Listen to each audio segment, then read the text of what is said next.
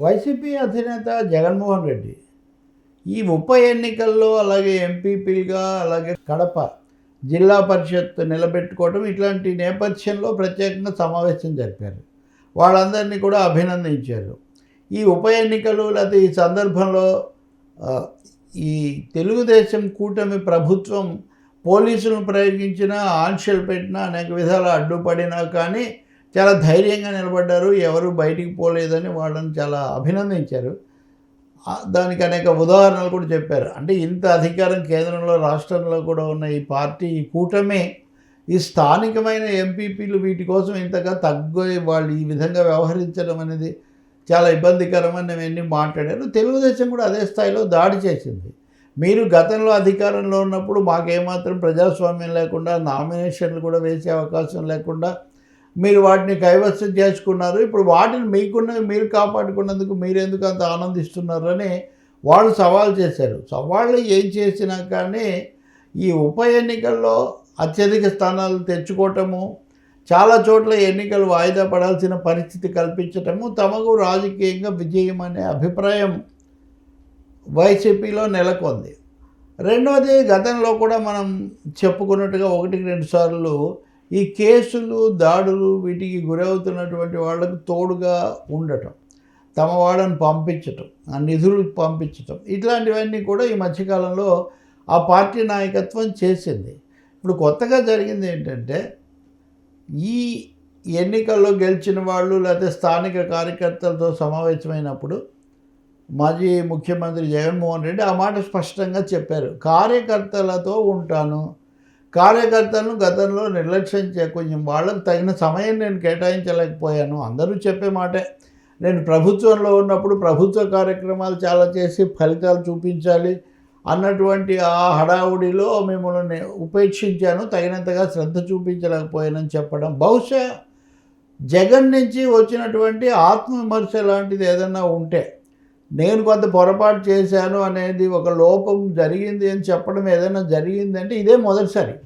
ఇప్పటి వరకు కూడా ఆయన తెలుగుదేశం పార్టీ, చంద్రబాబు నాయుడు తప్పులు లేకపోతే వాళ్ళ మోసాలు, సూపర్ హోక్స్ ఇట్లాంటివి తప్ప మనలో కూడా పొరపాటు ఉంది అనే మాట ఎప్పుడు చెప్పలేదు. ఎందుకంటే రాజకీయ పార్టీలు దెబ్బతింటానికి అవతలి వాళ్ళ యొక్క గొప్ప కంటే తమ తప్పిదాలు ప్రధానంగా దారితీస్తుంటాయి. అందులో అధికారంలో ఉన్నప్పుడు ప్రజలకు దూరం అవ్వటం ఒకటైతే, అసలు కార్యకర్తలకే దూరం అవటం. ఎవరైతే వీటన్నింటినీ ప్రజల్లోకి తీసిపోయి వాళ్ళ ఓట్లు రాబట్టడంలో కానీ మద్దతు నిలబెట్టడంలో కానీ ముఖ్య పాత్ర వహించాలో ఆ కార్యకర్తలకే దూరం అయిన తర్వాత ఇంకేం జరుగుతుంది?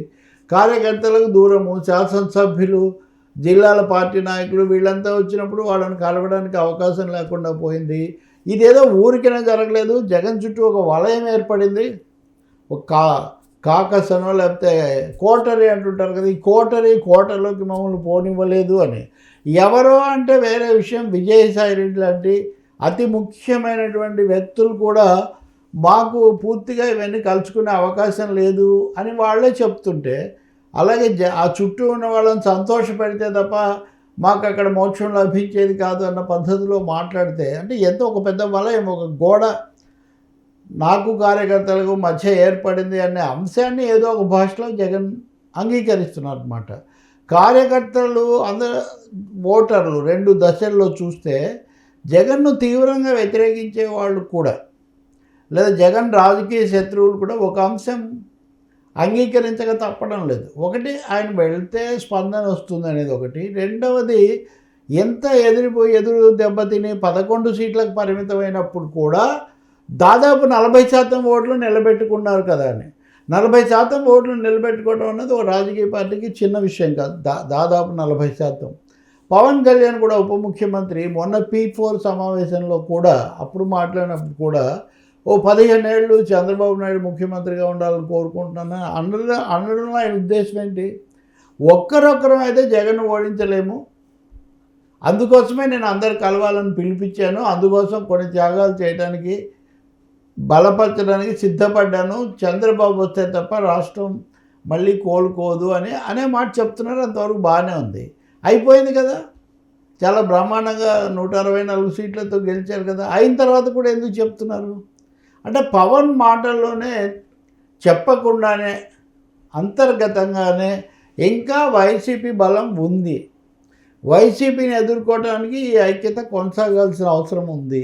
మనం విడిపోతే కనుక అది వైసీపీ నెత్తిన పాలు పోసినట్టు అవుతుంది అని. అంటే 2024 ఎన్నికల్లో కలిసి పోటీ చేసి విజయం సాధించాం, అదొకటే చాలదు.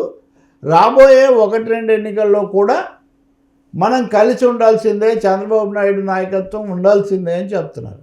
దీన్ని ఇంకా వేరే రకాలుగా చంద్రబాబే ఉండాలి అని చెప్పడం ద్వారా లోకేష్ రాకూడదు అని పవన్ కళ్యాణ్ ఉద్దేశం అని అంటున్నారు. అది కాదు, తెలుగుదేశం కలిసి ఉండాలని. దీనికి సమాధానంగా ఈరోజు లోకేష్ ప్రకాశం జిల్లాలోనే ఎక్కడో పర్యటించినప్పుడు అక్కడ స్థానిక శాసనసభ్యుడు ఉగ్ర నరసింహారెడ్డి ఆయన ఎదురుగానే లోకేష్ ముఖ్యమంత్రి కావాలి, కాబోయే ముఖ్యమంత్రి అని ప్రకటించారు. అంతకుముందు చంద్రబాబు నాయుడు సమక్షంలో చెప్పారు, దావోస్లో చెప్పారు, లేకపోతే ఇంకో చోట చెప్పారు, ఆయన ఇప్పుడు చర్చ తేవద్దండి అన్నారు. అంతవరకు బాగానే ఉంది. కానీ ఇప్పుడు లోకేష్ సమక్షంలోనే చాలా సూటిగా శాసనసభ్యుడిగా ఉన్నటువంటి సీనియర్ కూడా ఉగ్ర నరసింహారెడ్డి కొత్త సభ్యుడేం కాదు, గతంలో కూడా ఉన్నారు. ఆయనే ఇలా అంటున్నారు అంటే తెలుగుదేశం ఆలోచన ఆ విధంగా ఉందని. అంటే పవన్ కళ్యాణ్ ఏమో ఇంకా వైసీపీకి అన్ని ఓట్లు ఉన్నాయి కాబట్టి మనం ఓడించాలంటే భవిష్యత్తులో కూడా కలిసి ఉండాల్సిందే అనే ఒక సందేశం ఇవ్వడానికి ఆయన ప్రయత్నిస్తూ ఉంటే, చంద్రబాబు నాయుడు నాయకత్వం కాదు, లోకేష్ ముఖ్యమంత్రి కావాలి అన్న పద్ధతిలో ఈ శాసనసభ్యులు, గతంలోనేమో శాసనసభ్యురాలి భర్త కడపలో, అది కూడా జగన్ సొంత జిల్లా కదా, కడపలో ఆర్ శ్రీనివాసులు రెడ్డి ఆయన మాట్లాడారు అక్కడ, రెడ్డి గారు శ్రీనివాసరెడ్డి. అంటే ఇవన్నీ చూస్తుంటే 3 దశల్లో ఇటు జనసేన అటు తెలుగుదేశం కూడా ఒకటైతే, జగన్ మటుకు నాకున్న బలం ఓట్లు నాకున్నాయి, నా కార్యకర్తలు కూడా నాకున్నాను, నా యంత్రాంగం చెక్కు చెదరలేదు, ఉప ఎన్నికల్లో కూడా మళ్ళీ విజయం సాధించగలిగాము, అందుకని నేను కార్యకర్తలతో ఉంటాను, కార్యకర్తల దగ్గరికి వస్తాను, కేసులు ఏ విషయాల్లో కూడా మీరు అధైర్యపడకండి అని ఆయన చెప్తున్నారు. అంటే ఇక్కడ కలిసి వెళ్దాము అనే సందేశం పవన్ కళ్యాణ్ది ఒకవైపు అయితే, కలిసి వచ్చే వాళ్ళని కూడా ఎదుర్కోవడానికి మా వాళ్ళని సిద్ధం చేసుకుంటాము అనేటటువంటి సంకేతం జగన్మోహన్ రెడ్డి వైపు నుంచి వెళ్తూ ఉంది. వీటన్నిటిలో రాజకీయాలు ఇంకెంత ఉద్రిక్తంగా వేడివేడిగా సాగుతాయన్నది చూడాల్సిందే మనం.